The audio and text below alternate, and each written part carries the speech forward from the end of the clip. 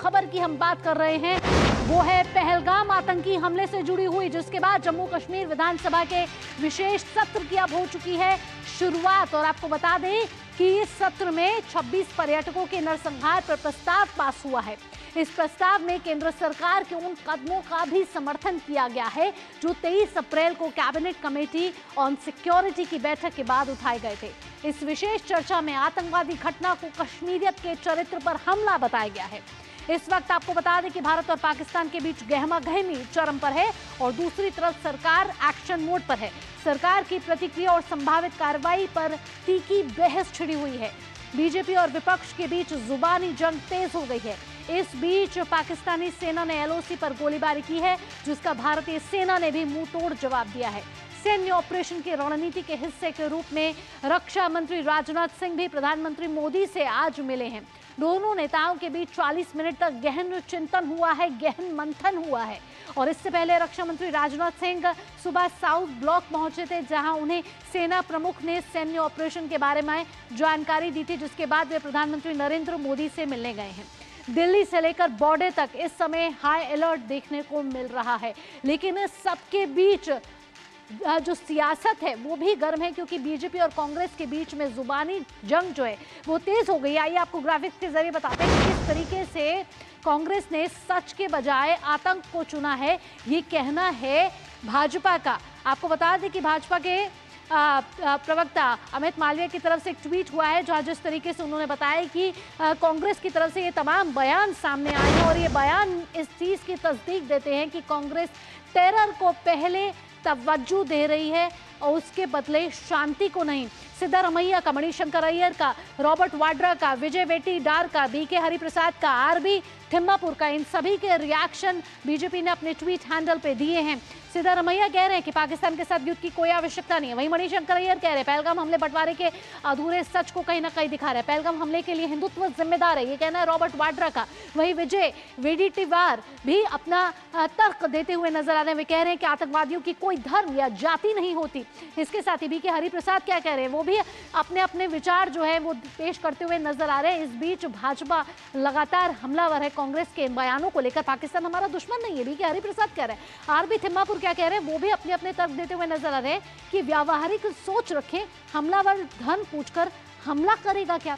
ये तमाम कांग्रेस के वो नेता हैं जो इस समय पहलगाम आतंकी हमले पर अपने अपने विचार सामने पेश करते हुए आ रहे हैं। ऐसे में भाजपा इन पर जुबानी जंग तेज करता हुआ नजर आ रहा है और सवाल पूछ रहा है कि क्या आप आतंकवाद को पहली तवज्जो दे रहे हैं। तो भाजपा का कांग्रेस पर इस समय जोरदार हमला नजर आ रहा है। और इस बीच हम देख रहे हैं कि भारत सरकार भी लगातार एक्शन मोड पर है। आज 16 पाकिस्तान के YouTube चैनल को बैन कर दिया गया है और साथ ही साथ इस समय भाजपा की तरफ से भी कड़ी प्रतिक्रिया कांग्रेस के उन प्रतिक्रियाओं के प्रति आ रही है, जिसके बाद भाजपा कह रही है कि कांग्रेस की रणनीति ठीक नहीं है। तो ये आप देख रहे हैं तमाम आपकी स्क्रीन पे सिद्धारमैया, मणिशंकर अय्यर, रॉबर्ट वाड्रा, विजय वेटीडार और तमाम कांग्रेस के वो नेता जो अपने अपने विचार कर रहे हैं और भाजपा इस पर लगातार पलटवार करती हुई नजर आ रही है। आइए आगे का रुख करेंगे और आपको बता दें कि रक्षा मंत्री ने प्रधानमंत्री नरेंद्र मोदी से आज मुलाकात की है। लेकिन आइए आपको इससे पहले बताते हैं कि क्या प्रतिक्रिया इस समय भाजपा की ओर से भाजपा के अलग अलग प्रवक्ता देते हुए नजर आ रहे हैं। कांग्रेस के तमाम बड़े नेता जिस प्रकार का बयान दे रहे हैं, वो देश के आर्मी के, वो देश की जनता के और देश की सरकार के मनोबल को गिराने का प्रचंड प्रयास कर रहे हैं। किस प्रकार से पाकिस्तान का मनोबल बढ़े और किस प्रकार से भारत का मनोबल गिरे, सिद्धारमैया जी के बयान को देख लीजिए। वो कहते हैं कि युद्ध की आवश्यकता नहीं है, पाकिस्तान के ऊपर कोई हमला नहीं होना चाहिए। क्यों? आप पाकिस्तान और आतंकियों के समर्थक क्यों बने हुए हैं? राहुल गांधी, ये दोहरी नीति नहीं चलेगी। आप ऑल पार्टी मीटिंग में राष्ट्र नीति बोलोगे और ऑल पार्टी मीटिंग के बाहर निकल के ही वोट बैंक नीति पर चलोगे। कांग्रेस पार्टी ने आज फिर से वोट बैंक नीति को राष्ट्र नीति पर हावी होने दिया है और ये वही विजय वड़त्तीवार है जिन्होंने 26/11 में पाकिस्तान को क्लीन चिट देते हुए कहा कि कसब ने हेमंत करकरे को नहीं मारा था, ये पुलिस वालों ने मारा था। ये सीरियल ऑफेंडर है। कहां तक कांग्रेस पार्टी जाएगी पाकिस्तान को क्लीन चिट देने के लिए? तो आप देख रहे थे भाजपा की ये प्रतिक्रिया, जो साफ तौर पर कहना है कि वोट बैंक की राजनीति जो कांग्रेस की है वो राष्ट्र नीति पर इस समय हावी होती हुई नजर आ रही है। इस बीच हम देख रहे हैं पहलगाम आतंकी हमले के बाद से जिस तरीके से एक तरफ भारत सरकार एक्शन मोड पर है, दूसरी तरफ जांच भी आगे बढ़ती हुई नजर आ रही है। और रक्षा मंत्री ने आज प्रधानमंत्री नरेंद्र मोदी से मुलाकात की है और ये मुलाकात बेहद ही मायने रखती है इस वजह से क्योंकि सैन्य रणनीति पर भी इस समय काम हो रहा है। एक तरफ डिप्लोमेटिक स्ट्राइक हम देख रहे हैं, दूसरी तरफ डिजिटल स्ट्राइक भी हम देखते हुए आ रहे हैं। और आज जब राजनाथ सिंह और प्रधानमंत्री नरेंद्र मोदी की मुलाकात हुई है, इनको कई महत्वपूर्ण मायनों में अहम माना जा रहा है क्योंकि राजनाथ सिंह ने प्रधानमंत्री को ताज़ा हालात पर जानकारी दी है और सैन्य रणनीति किस तरीके से आगे बढ़े इस पर गहन चिंतन, गहन मंथन हुआ है। दोनों नेता 40 मिनट तक एक साथ बैठे और इस 40 मिनट में रक्षा मंत्री राजनाथ सिंह ने ताज़ा जानकारी प्रधानमंत्री नरेंद्र मोदी को दी और प्रधानमंत्री नरेंद्र मोदी और रक्षा मंत्री जब दोनों मिले तो सैन्य रणनीति को कैसे आगे बढ़ाना है, साथ ही साथ सैन्य सुरक्षा कैसे और मजबूत करनी है, ऐसे मामलों पर तमाम जानकारियां एक दूसरे के साथ नेताओं ने साझा की हैं।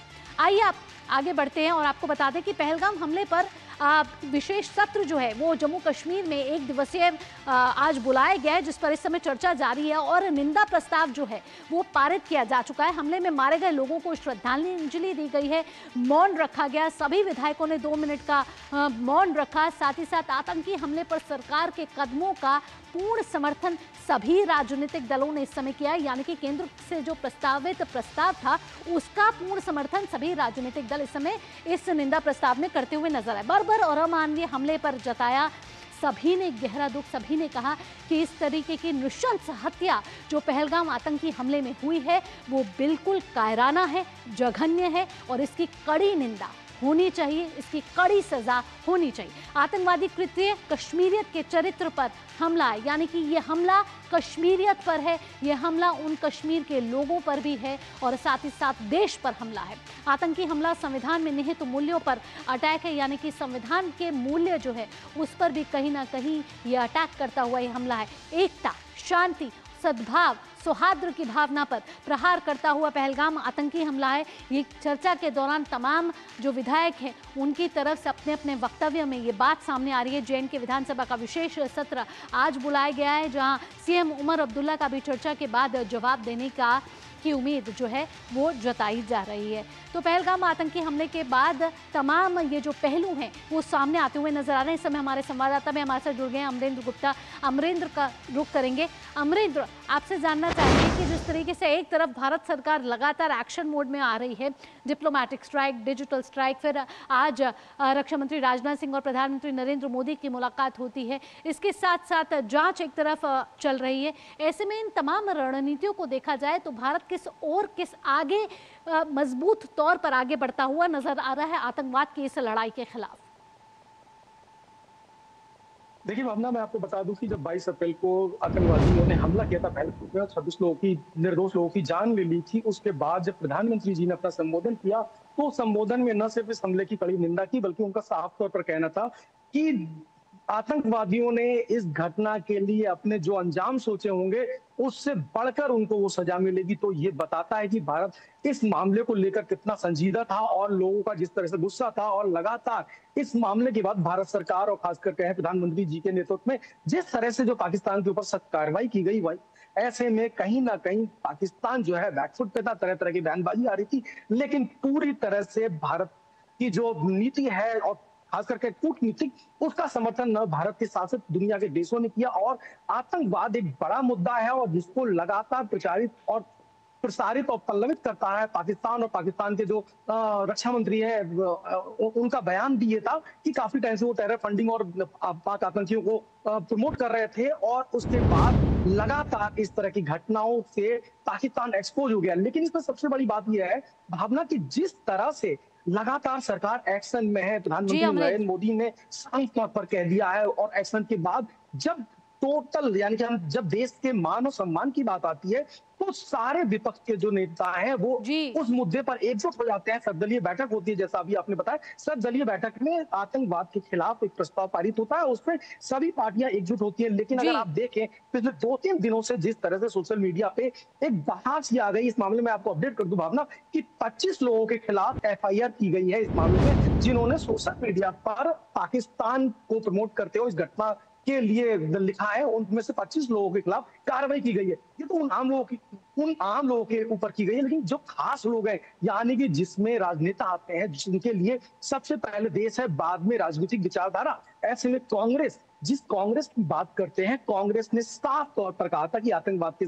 खिलाफ वो देश के साथ है, प्रधानमंत्री की नीतियों के साथ है। लेकिन जिस तरह से सिद्धरमैया का बयान देखिए, मणिशंकर अय्यर का बयान देखिए, बीके हरिप्रसाद का बयान देखिए, या इससे ज्यादा बड़ा बयान रॉबर्ट वाड्रा का देखिए। रॉबर्ट वाड्रा ने साफ तौर पर कहा कि जो आतंकी हमला हुआ है धर्म आधारित हुआ है, यानी कि हिंदुओं की पहचान करके हुआ। उनका कहना था कि आज देश में जो है मुस्लिम जो है अपने आप को असुरक्षित महसूस कर रहा है, जिसके लिए उन्होंने धर्म पूछकर ये हमला और आतंक किया। तो ये बड़ा सवाल पैदा करता है। इसके अलावा सिद्धरमैया ने सेम वही भाषा का उपयोग किया जो पाकिस्तान के मंत्री लगातार कर रहे हैं कि युद्ध कोई विकल्प नहीं हो सकता, जबकि इस मामले में प्रधानमंत्री जी कह रहे हैं कि सारे विकल्प खुले हुए हैं। और जिस तरह से आपने देखा जम्मू कश्मीर के आसपास के जो टेरर के जो अड्डे थे, किस तरह से आतंकवादियों के घरों को तबाह नेस्तनाबूद किया जा रहा है, किस तरह से जो हमारी उम्मीद की जा रही थी सर्वदलीय बैठक के बाद, लग रहा था कि सभी राजनीतिक दल इस समय एक साथ है, क्योंकि ये नृशंस हत्या है,